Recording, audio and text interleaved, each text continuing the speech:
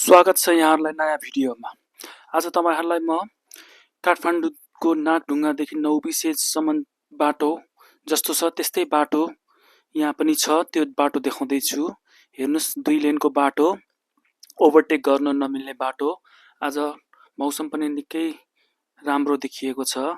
नीलो आकाश, बादल र घरहरु छ, घरहरु, पहाडहरु, रुख बिरुवाहरु र गाडी बाटोमा पनि त्यो सबै फलामको रेलिङहरु छ, गाडीहरु आउँदै छन्, पहाडहरु छ।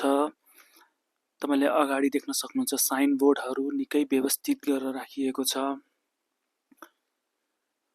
तपाईले अब यहाँ देख्न सक्नुहुन्छ पहाडमा घरहरु छ, घरहरु देख्न सक्नुहुन्छ।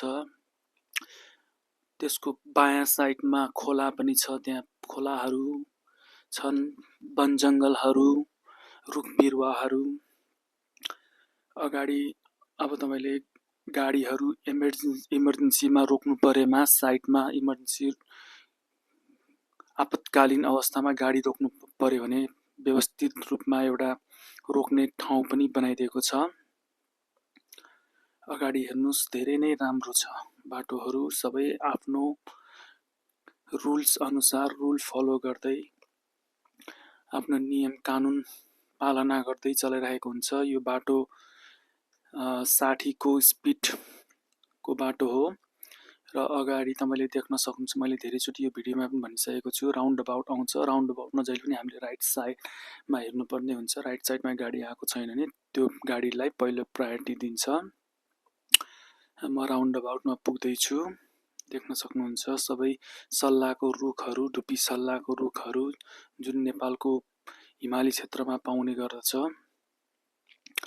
हस्त भिडियो हेरेर साथ दिँदै गर्नुहोला। साथीहरु हेर्नुस्, यो फेरि अर्को ठाउँ हो। मैले अब तपाईहरुलाई नागढुङ्गाबाट नौबिसे आए, अब म नौबिसेबाट फेरि अर्को बाटो हुँदै नागढुङ्गाको यात्रा जाँदैछु। हेर्नुस्, तपाईले अगाडि खोला पनि देख्न सक्नुहुन्छ।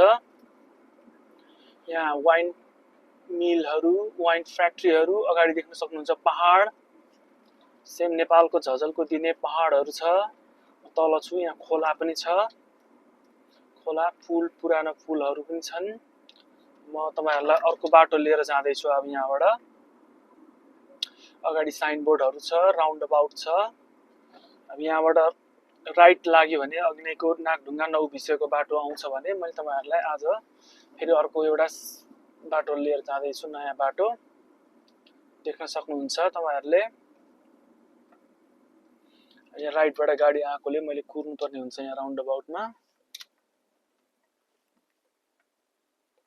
तपाईले देख्न सक्नुहुन्छ अगाडि हरियाली, आज मौसम पनि निकै सफा छ, नीलो आकाश। ल हेर्नुस्, मैले तपाईहरुलाई यो बाटो लिएर जाँदै छु।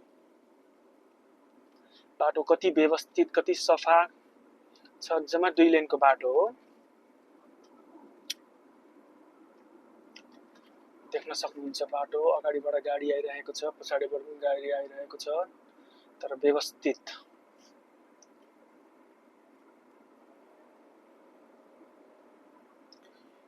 को जोन छ बाटो।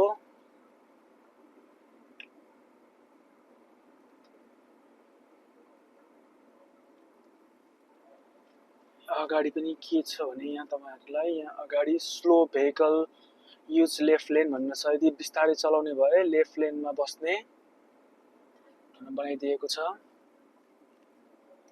देख्न सक्नुहुन्छ बाटो यहाँ मर्ज हुन्छ, रोड मर्ज हुन्छ। अब म यहाँबाट राइट लिएर जाँदै छु।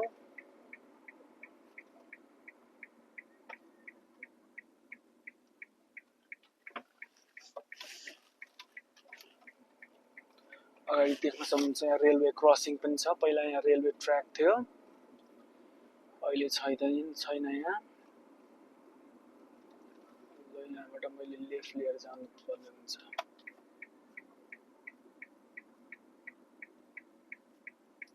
हस्त, धन्यवाद।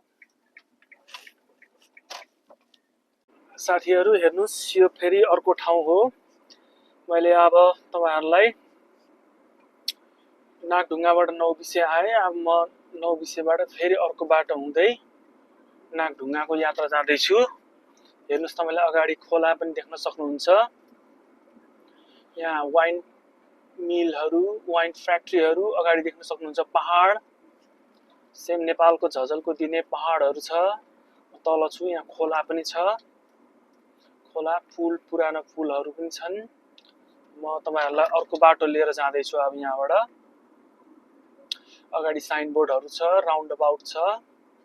अब यहाँबाट राइट लाग्यो भने अग्निको नागढुङ्गा नौबिसेको बाटो आउँछ भने मैले तपाईहरुलाई आज फेरि अर्को एउटा बाटो लिएर जाँदैछु। नयाँ बाटो देख्न सक्नुहुन्छ तपाईहरुले। यहाँ राइटबाट गाडी आएकोले मैले कुर्नु पर्ने हुन्छ यहाँ राउन्ड अबाउटमा। तपाईले देख्न सक्नुहुन्छ अगाडि हरियाली, आज मौसम पनि निकै सफा छ, नीलो आकाश। ल हेर्नुस्, मैले तपाईहरुलाई यो बाटो लिएर जाँदैछु। बाटो कति व्यवस्थित, कति सफा छ। जम्मा 2 लेनको बाटो हो।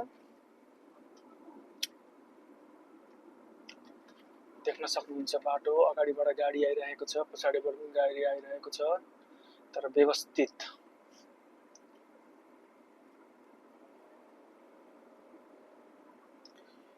को जोन छ बाटो।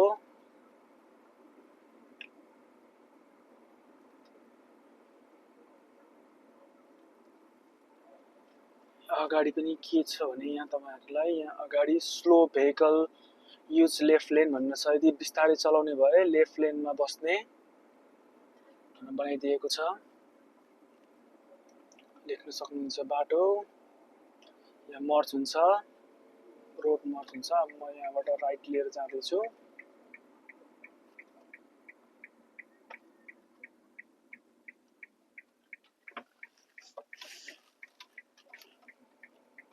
अगाडि देख्न सक्नुहुन्छ यहाँ रेलवे क्रसिङ पनि छ। पहिला यहाँ रेलवे ट्र्याक थियो, अहिले छैन यहाँ।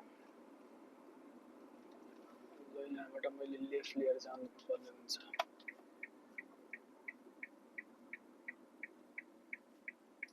हस्त, धन्यवाद।